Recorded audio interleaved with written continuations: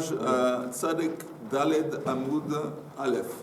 Tzadik Daled Amoud Aleph en bas de la page. 4, 5 lignes.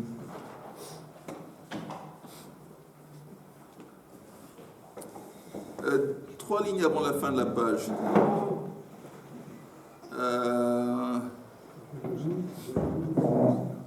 Et amet b'mita chayab v'chen kazait minamet.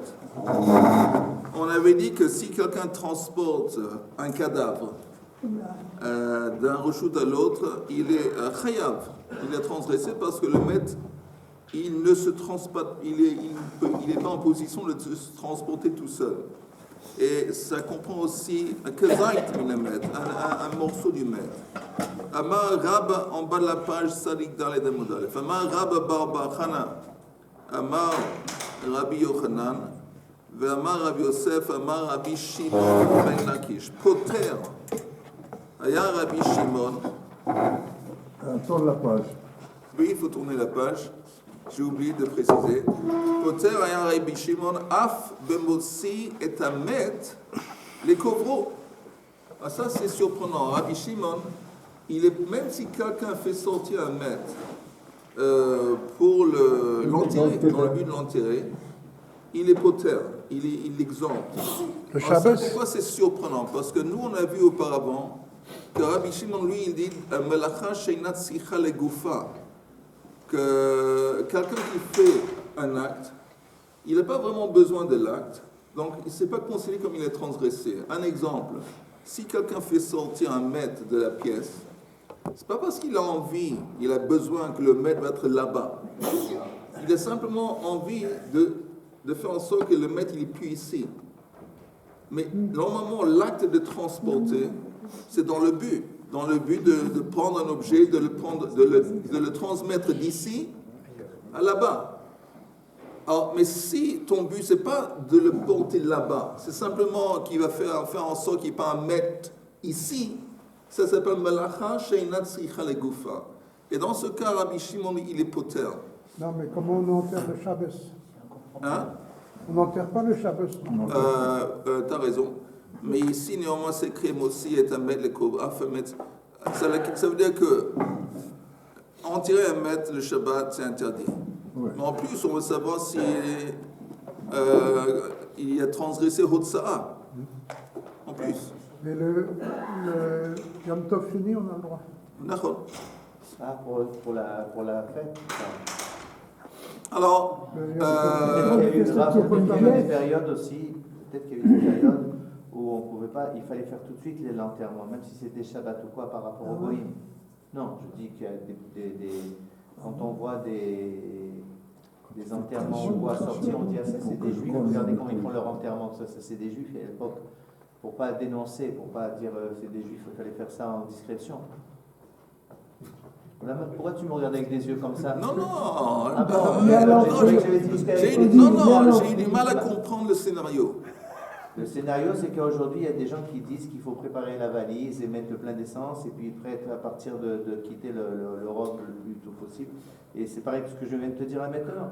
Il y avait à l'époque, il y a des gens, on a été persécutés. C'est arrivé de temps en temps, c'est arrivé, malheureusement chez les Juifs, où on avait envie de détruire les Juifs. Et là où ils habitaient, ils étaient obligés de se faire incognito. Mais ça veut dire quoi? Les marins, quel est le lien avec le fait qu'on parle ici d'une possibilité d'enterrer quelqu'un le Shabbat? Parce que à cause de discrétion, à cause de la discrétion. Ok. Absolument. Mais même discrétion. Rav. Attends une seconde. Même discrétion, ça ne te permet pas de l'échelal Shabbat pour enterrer un maître. Et si il y a Sakanat Nefashot. Ah, mais Sakanat Nefashot, ça repose déjà. Oui. Ça repose déjà. Déjà mort le gars. Mais de toute façon. Est-ce que Rav, c'est pas dans les pays chauds, quand il fait très très chaud, on a peur que le corps se décompose? Oui. Il est déjà mort. Et on veut l'enterrer au plus vite, mais voilà. Un jour ne va pas faire une différence. Un jour, c'est pas une différence. Et pendant le Corona? En attendant, je ne vois pas pourquoi cet enseignement est bizarre. Parce que là, c'est écrit, il fait sortir le maître dans le but de l'enterrer. Donc, il a un but. Comment Rabbi Shimon dit que c'est Melacha Sheinat Sicha Legufa? Apparemment, oui, c'est Sicha Legufa. Et néanmoins, au poter, c'est bizarre. Alors, Rashi dit, Af b'motzi tamet lekovro, velo teima lo patar, ela b'menicho lachutz.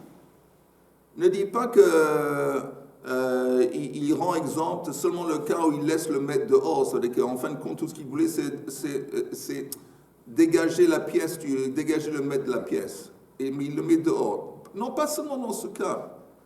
Parce que dans ce cas, c'est évident. D'Ain Sorer. Lo le gufo shel motzi, v'le le gufa shel hotza'a. Quand il fait sortir le maître de la pièce, il ne le fait pas pour lui, dans le sens qu'il ne le fait pas parce que lui, il veut que le maître va être là-bas. Il ne le fait pas non plus pour le maître. Et le chidouche ici, que même quand c'est pour le maître, il n'est pas tout, c'est pas clair, on va prier. On va espérer prier que dans les lignes à venir, ça va s'éclaircir. On va voir. Yamar Rava. Ou modé Rabbi Shimon, bemar l'achpor bo, ve sefer Torah likrot bo de chayav. Tandis que, selon Rava, Rabbi Shimon serait d'accord que si quelqu'un fait sortir, mar, c'est une pelle, il le fait sortir de la pièce dans l'intention de creuser. Ou il fait sortir un Sefer Torah dans l'intention de le lire. Sefer Torah, likrot bo. Alors là, Rabbi Shimon est d'accord qu'il est chayav. Alors la Gemara s'étonne. Pshit, ben c'est évident. Dei ha nami melacha she'inat tzricha legufa. Parce que si ça aussi, Rabbi Shimon considérait que c'est une melacha she'lo tzricha legufa, ela melacha she'tzricha legufa, le Rabbi Shimon heichi mashkach Allah. Alors, quel serait pour Rabbi Shimon un exemple, une melacha dont on a besoin pour faire quelque chose? Si il dirait que si l'exemple, mais il n'exemple pas. Donc la Gemara est en train de dire, bon, c'est une évidence, c'est pourquoi on a besoin de nous enseigner un truc évident. C'est évident, si le truc, selon Rabbi Shimon, selon tout le monde, a plus forte raison, mais si tu fais sortir un Sefer Torah dans le but de le lire dehors, ben, ça s'appelle Melacha Shetzricha Legufa. Tu as fait sortir parce que tu as ciblé un truc, un besoin, et c'est évident. Pourquoi tu m'enseignes un truc évident? Pshit.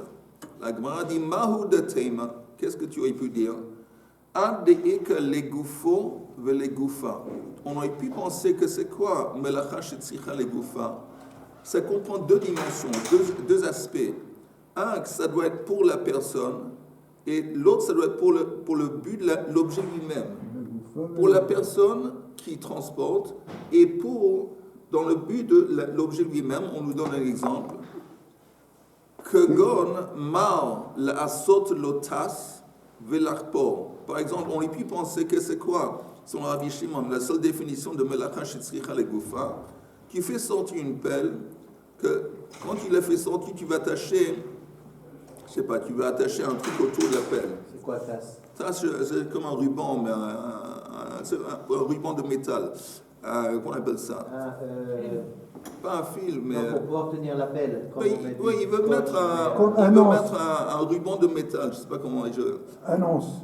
Oui, autour du manche, par exemple. Et il veut aussi creuser. Donc là, il y a un double objectif. L'objectif, ça comprend l'objet lui-même, la pelle, et aussi lui. Alors là, c'est Melacha Shetzricha Legufa. Oui, par exemple, le Sefer Torah Lehagia, Velikrot Bo. Le Sefer Torah, on aurait pu penser que s'il fait Sefer Torah, il fait sortir le Sefer Torah Lehagia pour vérifier, pour parcourir un petit peu le texte, pour vérifier qu'il est bien. Et en plus, parce qu'il veut le lire. Ça veut dire qu'il le fait sortir pour le Sefer Torah et pour lui aussi. On aurait pu penser que c'est seulement ça que Rabbi Shimon considère Melacha Shetzricha Legufa. Et donc, on a besoin de nous dire que non. C'est suffisant qu'il fait sortir l'objet pour lui-même. Pour lui. On laisse tomber l'objet. Il ne doit pas faire un truc pour le bien de l'objet. Il fait sortir l'objet pour son bien à lui, pour s'en servir, et c'est suffisant pour que ça soit considéré comme Melacha Shetzricha Legufa pour Rabbi Shimon. Maintenant, si on retourne à ce qu'on avait vu avant... C'est bien dans les cheveux, toujours ça, c'est dingue, c'est vraiment parce que c'est toutes les choses, on parle de Léotzi, mais en attendant, on n'a pas le droit de les placer qu'avec ses mouxés, bichlal. C'est mouxé de prendre une pelle. Une pelle. Oui, mais encore une fois, on ne parle pas des autres, c'est secondaire ce que tu dis. D'abord, Moksé, c'est Mederabanan. Nous, le sujet ici, c'est Hotsa'a. Est-ce qu'en plus d'autres problèmes qu'il y a, est-ce qu'il y a un problème de Hotsa'a? Alors pour Rabbi Shimon, si tu fais une melacha, she'einat tzricha legoufa, il n'y a pas de Hotsa'a. On nous donne pour Rabbi Shimon, on s'est posé la question au début. Lui, il dit, même si tu fais sortir un cadavre de la maison pour l'enterrer, même ça, il dit pas tout. Alors pourquoi pas tout? Parce qu'on voit qu'en fin de compte, le critère pour Rabbi Shimon, ça doit être une melacha qui lui sert à lui. Alors quand il fait ça, qui lui sert, pour la personne qui transporte. Pour la personne qui transporte. Et c'est possible. Ça va lui servir de ne pas le laisser chez lui. Non. Parce que tu entends un peu que ça ne reste pas dans la pièce. Lui, c'est pas ce qu'il a besoin de prendre le cadavre et de le mettre, de poser là-bas. Il n'a pas besoin de le mettre là-bas. Il a juste besoin que ce cadavre, il n'est plus dans la pièce. C'est ça la distinction. S'il avait dit, tu sais quoi, je veux que ce cadavre, il va être dans cette pièce. Et c'est pour ça que je le sors. Là, c'est différent. Ça, c'est Melacha Shetzricha Legoufa. Disons. Ceci dit, on n'attend pas. Mais si il fait sortir le cadavre simplement pour dégager le cadavre de la pièce, ça ne s'appelle pas Melacha Shetzricha Legoufa pour Rabbi Shimon. Mais le chidouche, même s'il fait sortir le cadavre pour l'en tirer, apparemment, il dit non, parce qu'il fait ça pour le besoin du maître, mais pas pour lui. Lui, de sa part, il préfère pas faire sa Shabbat. Il n'a pas envie de, par exemple, profaner le Shabbat et en tirer un maître, par exemple. Il n'a pas envie, lui, il n'a pas envie, mais il le fait pour le maître. Alors pour Rabbi Shimon, Melacha Shetzricha Legoufa, c'est que toi, pour toi, tu as besoin de faire cet acte pour toi. Et ce n'est pas le cas. Ok, on continue. Ahu Shachva, il y avait un cadavre de Hava Bedrokra, une ville qui s'appelle Drokra. Shara Rav Nachman Bar Yitzchak le Apukei le Carmelite. Et Rav Nachman Bar Yitzchak a permis le Shabbat de faire sortir ce cadavre de la maison jusqu'au Carmelite. Okay. Maintenant, Amar le Rabbi Yochanan, Achu Adamar Bered Rabbana, le Rav Nachman Bar Yitzchak. Alors, Rabbi Yochanan s'est adressé à Rav Nachman Bar Yitzchak, il a dit, Keman, tu te comportes comme selon qui? Keman, que Rabbi Shimon. Est-ce que tu penses que ce que tu fais, c'est selon l'opinion de Rabbi Shimon? Et mal de pata Rabbi Shimon, Mechiyuv Chatat, Isur de Rabbanan, Miha Ika. Il dit, je veux bien que Rabbi Shimon, il exempte le monsieur vis-à-vis de l'interdiction d'Ioraita de Hotsa'a. Il dit, tu es exempt, tu n'as pas fait Hotsa'a, donc tu n'as pas besoin d'apporter un Chatat, si c'est Beshogeg. Mais il n'a pas dit que c'est permis. C'est-à-dire quoi, Beshogeg? Attends, il n'a pas dit que c'est permis, parce que quand lui, il dit pas tout, ça veut dire, Midioraita, tu es exempt, par exemple, de l'obligation d'apporter un korban, une offrande Chatat. Mais ça ne veut pas dire que c'est permis, c'est assourd des Rabbanan. Alors comment ça se fait que toi, tu permets de faire sortir ce cadavre et de le mettre dans le Carmelite? Mais tu te bats sur Rabbi Shimon, il dit que c'est pas tout, mais il ne dit pas que c'est permis. Oui, Chaim. C'est quoi le Carmelite? Le Carmelite, c'est un endroit, on va en parler tout de suite. Neutre. Un endroit qui est ni Reshut Rabim. C'est ça.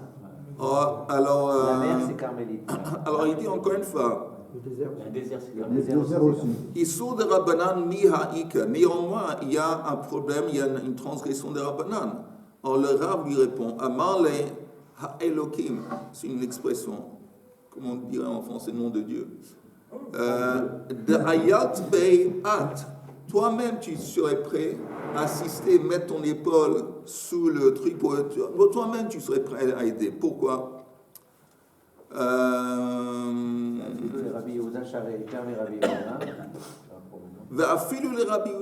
Même Rabbi Yehuda permettrait, pourquoi?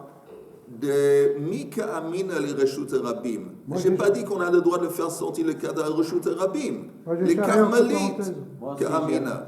Moi j'ai dit Carmélite. Et Carmélite, il y a un interdit de Rabbanan.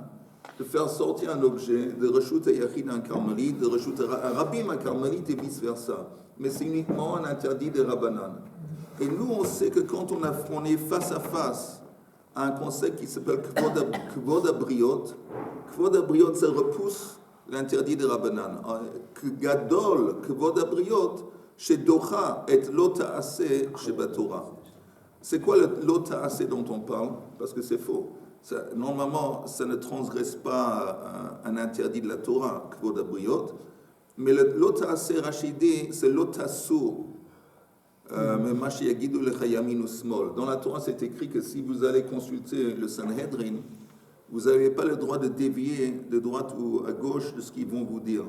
Et les Rabbanan, les sages, ils puisent leur autorité de ce verset pour dire que n'importe quel Beit Din, n'importe quel Rabbanan qui font un décret, tu n'as pas le droit de dévier des décrets des Rabbanan. Mais néanmoins, tous les décrets des Rabbanan sont repoussés par Kvod Abriot. Donc c'est ce qu'il est dit. Écoute, j'ai dit Carmeli l'interdit, c'est des Rabbanan, c'est repoussé. Jusqu'ici, c'est clair ou il y a des questions? Non, c'est pas clair. Ok, vas-y. Mais rien Rien n'est n'est clair. clair. Qui je suis, pourquoi je vis. On n'a pas compris pourquoi. Bon, il y a deux choses. Il y a la personne qui transporte et puis le maître. Ok. Pour des raisons, par exemple, on doit déplacer ce maître parce qu'il est mal placé, il est mal positionné. Par exemple, il y a des mouches, il y a plein de choses. Donc on le met dans une pièce à côté. Je comprends.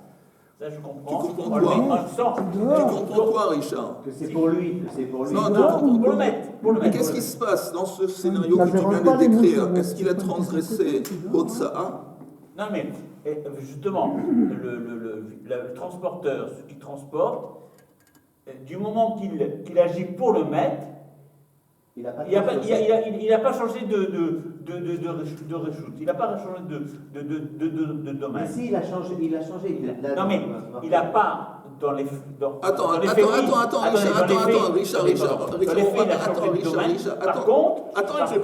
Ce qu'on va faire, on va faire une petite chazara, on va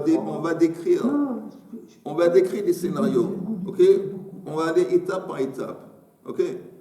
Première étape, le type, il a un maître dans la pièce, le Shabbat, il le fait sortir de la pièce jusque dans Reshut Harabim. Et maintenant, il l'a fait sortir parce qu'il ne veut pas que le maître va rester dans la pièce, parce que ça rend tout ce qui est dans la pièce tamé, tout matoel. Ça, c'est la raison pour laquelle il est fait sortir. Non, c'est pas qu'il ne veut pas, c'est que pour l'intérêt du maître, il faut le déplacer. Ok, alors on va dire ça. Pour l'intérêt du maître de la famille. Mais là, ça ne tient pas ce que tu fais. Oui, c'est ça. Parce qu'à c'est partir pas du moment- à partir du moment où il est mort, il a la truc, tout ce qui est dessous automatiquement. Il n'y a pas de truc rétrospectivement. Shania, que je peux sortir le corps maintenant et on va revenir, tout va être pur. T'as raison, mais je dis. Il est mort, il y a tout ce qui était dedans, ici, là, dans cette pièce-là, c'est impur. Oui, mais ce que tu dis, c'est vrai tant que le maître est dedans. Mais ça veut dire quoi? Attends une seconde. Attends une seconde. J'écoute. Mais si il y a, après que le maître sort, il y a quelqu'un d'autre qui rentre dans la pièce, il n'est pas impacté par la touma parce que le maître, il est plus dans. Je dis, il n'est pas intéressé que ce maître reste. C'est vrai ce que tu dis, que maintenant qu'il est là, tout ce qui est sous le plafond, il est tamé. Ça n'a pas aidé maintenant de faire sortir le maître. Mais les autres personnes, il y a un autre objet qui est introduit à l'intérieur de la pièce, d'autres personnes qui rentrent dans la pièce. Oui, d'accord. Voilà, c'est ça. Donc il dit, il ne veut pas que cette pièce reste dans cet état de touma. Donc il le fait sortir.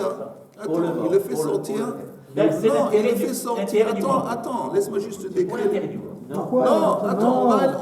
Il y a des gens qui sont dedans. Il le fait, attends Richard, il le fait pour lui. Il le fait pour lui parce qu'il ne veut pas que la touma reste dans la pièce. Alors dans ce cas, on dit, selon Rabbi Shimon. Il est khayab. Non, écoute bien, écoute. Dans ce cas que je viens de décrire, il est patour. Parce que Rabbi Shimon dit que ça s'appelle melacha she'inat sicha legufa, que c'est une melacha que tu ne fais pas pour l'acte lui-même. Parce que normalement, quand on transporte pour l'objet. On veut déplacer un objet de ici à là-bas. Ici, c'est pas qu'il veut déplacer l'objet. C'est pas qu'il veut que l'objet va être quelque part d'autre. dans une pièce particulière ou dans la rue. Ouais, Non, pour vider il le- veut simplement qu'il ne va pas y avoir de maître vider le lieu. Il ici. ne veut pas ici, quoi. Alors de ce point de vue, attends, dans l'optique de Rabbi Shimon, c'est Melacha Sheinat Sichel Legoufa, il est pas tout. J'entends. Tandis que pour Rabbi Yehuda, il est chayav. Parce qu'il dit, est-ce qu'il a voulu faire cet acte? C'est pas important la raison, il a fait un acte, il a voulu le faire, c'est suffisant. Pour Rabbi Yehuda, c'est Ken Melacha Sheitzricha Legoufa, il est chayav. Ça c'est la marque loquette. Comment il explique ça alors? Non, mais il y a deux Non, avis. il dit, écoute, tu as fait sortir le maître parce que tu as voulu le faire sortir. On ne va pas commencer maintenant à décider est-ce que tu as voulu que le maître va être dehors ou c'est simplement tu t'es contenté qu'il n'y a pas de maître. C'est toi, activement, tu as fait l'acte, c'est Melacha Sheinat Sichel Legoufa pour Rabbi Yehuda il est chayav. Tu as fait l'acte. Ce qui est important, c'est l'acte. C'est l'acte. Est-ce que c'est l'acte? Ça, c'est Rabbi Yehuda et Rabbi Shimon. Ça, c'est le premier cas de figure. Jusqu'ici, c'est clair. Oui. Deuxième cas de figure, il veut que le maître va être, il précise, il veut que le maître maintenant, pas seulement pas ici, il veut qu'il va être quelque part d'autre. D'accord. Alors là, pour Rabbi Shimon, ça s'appelle Melacha. Shetzricha Legoufa. Il veut que ce maître, il a l'intention, il cible, il a une chose. Alors là, il est chayav, bien sûr pour Rabbi Yehuda chayav, et Rabbi Shimon aussi. Le chidouche, c'est si il le fait sortir pour l'enterrer. Alors pour Rabbi Shimon, néanmoins, ça ne s'appelle pas Melacha Shetzricha Legoufa. Parce qu'il y a le kavod. Parce que lui, non, ça ne s'appelle pas Melacha Shetzricha, parce que lui, le type, il n'a pas envie. Il n'a pas envie d'enterrer. Le maître, c'est casse-tête, je ne sais pas quoi, il n'a pas envie. Mais il n'a pas de choix. Mais pour Rabbi Shimon, c'est suffisant qu'il n'a pas envie que ça soit considéré comme Melacha Sheinat Sichel Legoufa. Ça, c'est le chidouche, un chidouche dans ce scénario. Mais en gros, tu as compris, les deux scénarios de base, c'est ça. Où tu cibles, tu veux justement l'emporter d'ici à là-bas. Là, c'est Melacha Shetzricha Legoufa. Rabbi Shimon, il est mechayev. Mais sinon, tu n'as simplement pas envie que la chose reste ici. Tu n'es pas intéressé à justement le transporter là-bas. Alors ça, c'est Melacha Sheinat Sichel Legoufa. Pour Rabbi Shimon, tu es exempt. Et c'est pas kavod Non, maintenant on a un nouveau scénario où quelqu'un dans une ville, il a fait sortir un maître d'une pièce Reshut HaYachid dehors. Mais c'est quoi dehors en carmélite? Alors il y a un autre arabe qui lui a dit, Rabbi Yochanan, le fils, je ne sais pas qui a dit, écoute, qu'est-ce que tu fais? Tu te bases apparemment sur Rabbi Shimon. Ah. Mais ce que tu saches, Rabbi Shimon, il a simplement dit exempt. Il t'a exempté de la transgression d'apporter un khatat. Oui, mais c'est interdit des Rabbanan. Et lui, il dit non. Parce que comme Rabbi Shimon s'adressait seulement à Reshut HaYachid, à Reshut HaRabim. Ici, c'est pas Reshut HaRabim, c'est Carmélite. À Carmélite, même toi, tout le monde serait d'accord, il n'y a pas de problème, parce qu'on a affaire avec Kvod HaBriot. Et Kvod HaBriot, ça repousse tous les interdits des sages, tous les interdits des Rabbanan. Mais le Kvod HaBriot, c'est important si c'est carmélite ou c'est Reshut HaRabim? Oui.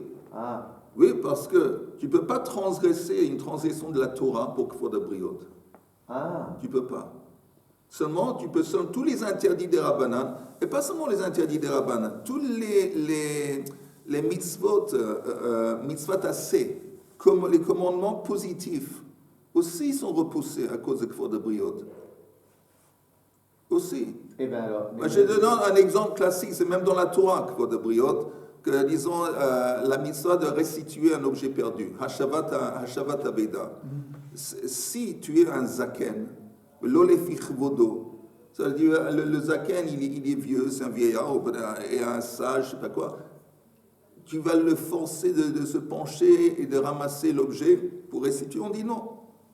Un zaken, chez l'olefi chvodo, il n'a pas besoin, il est exempt du commandement positif de restituer Hashavat Aveda, restituer un objet perdu. Ouais. Donc on voit que Kvod HaBriot se repousse aussi bien tous les interdits des Rabbanan et même les commandements positifs dans la Torah. Mais les interdits de la Torah, non. Un autre exemple, je donne un autre exemple. Quelqu'un qui est dans la rue, il s'aperçoit tout à coup que l'habit qu'il porte est shatnez. Shatnez, on n'a pas le droit même une seconde de porter un habit qui est shatnez. Alors il se déshabille avec un. Alors l'option qu'il a, c'est de se déshabiller, de se mettre à poil dans la rue. Ouais. Alors, s'il fait ça, c'est contre Kvod Abriot, c'est pas Kavod pour lui d'être nu. Et néanmoins, il doit le faire.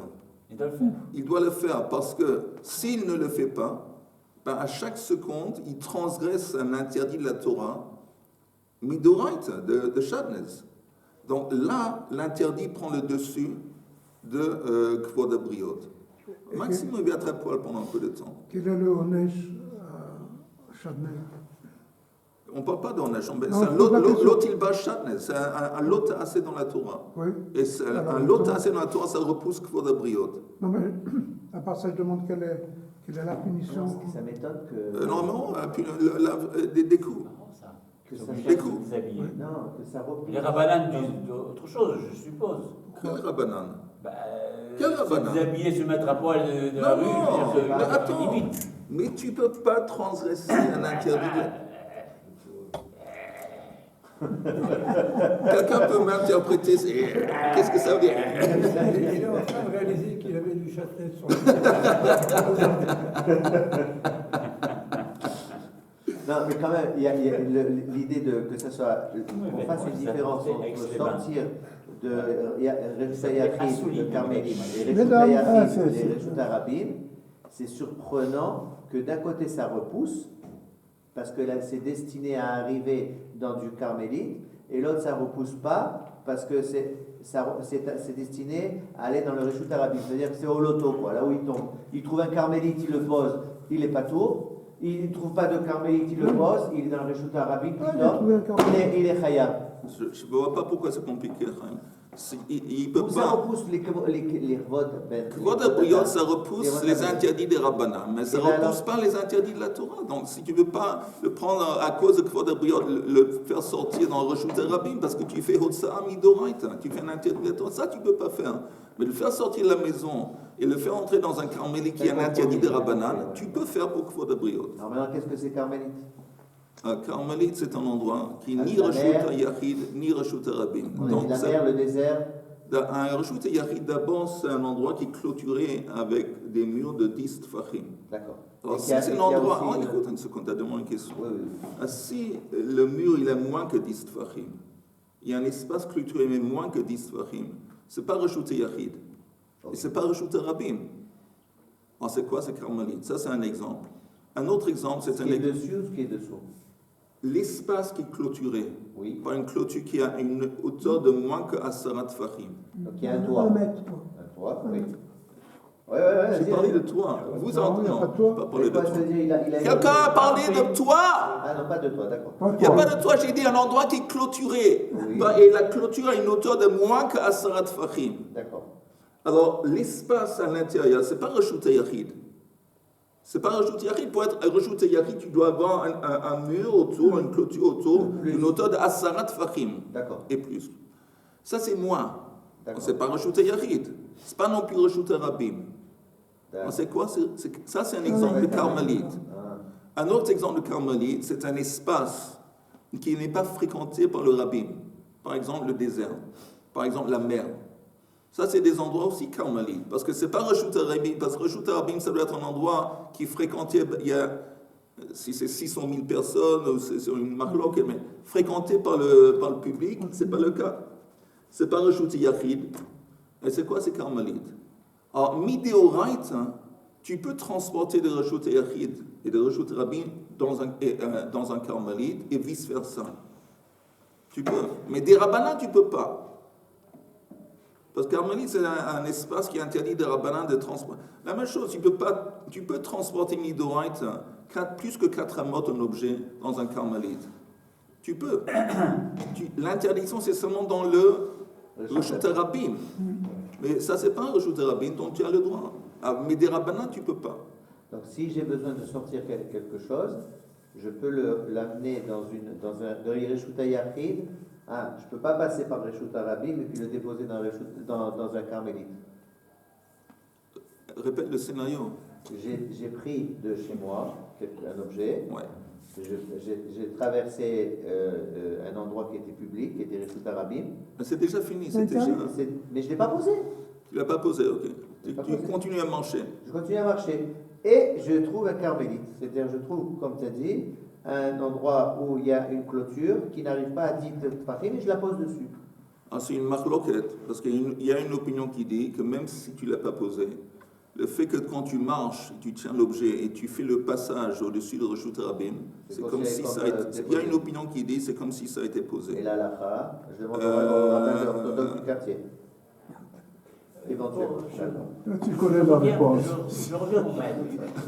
Le maître, il n'a aucune obligation. Oui. Il n'a pas On n'entend pas notre Il n'a pas camarade. d'obligation. Et Le maître n'a finalement, pas d'obligation, non. Alors, je veux dire que, qu'est-ce qu'il pourrait éventuellement, comment dire, est-ce qu'il pourrait avoir, comment dire, une demande particulière ce On a mort encore, je veux C'est bon, le kavod, par exemple, il est obligé d'être enterré. Est-ce que, en tant que, le mort, est-ce qu'il a une obligation, une demande particulière? Ok, c'est une question intéressante. La Gemara en parle. Finalement, le problème, c'est que La Gemara en parle. Elle dit par exemple, s'il y a des gens qui sont près d'un keb, ok maintenant, ils parlent. Il y a un truc qu'on sait qu'on n'a pas le droit de faire des mitzvot dans la présence à une distance de 4 amot d'un mètre. Proximité. Ça veut dire que le maître, apparemment, il y a une espèce de comment on dit, de moudaout. Séparation Comment on dit moudaout? Il a de Connaissance. connaissance. Une prise de connaissance qui fait, il est conscient qu'il y a l'énergie d'une mitzvah. Et ça lui fait du mal. Il n'est plus en position, il est plus en position à faire la mitzvah. Il ne peut même pas répondre. Mais maintenant, à part ça, ça c'est une évidence, ça c'est clair. À part ça, qu'est-ce qui se passe? Est-ce qu'on a le droit, à côté d'un maître, de commencer à parler de football, de parler de business, de parler de l'émission que j'ai vue à la télévision hier soir? Alors ça, c'est kvod hamet. Alors la question kvod hamet, de quoi on parle? Si on parle vis-à-vis du maître lui-même, le maître lui-même, il s'en fout. Il s'en fout.